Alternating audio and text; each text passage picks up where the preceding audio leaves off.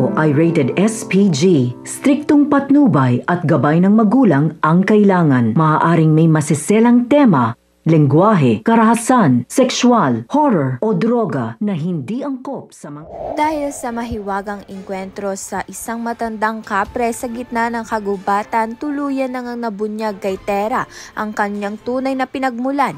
Hindi siya isang ordinaryong ninalang, kundi isang sangre, isang tagapagmana ng kapangyarihang itinakdang maging tagapagligtas ng Encantadia. Ngunit hindi pa nga tapos ang kanyang paglalakbay. Kinikailangan niyang matagpuan si Pirena, ang matapang at matalinong mandirigmang sangre na matagal nang naghahanap sa kanya.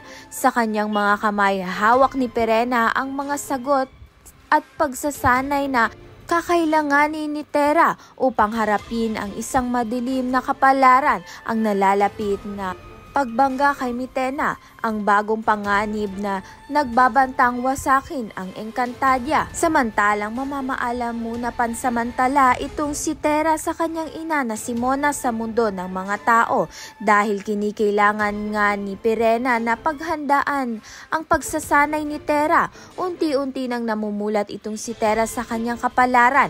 Hindi na siya maaaring umatras.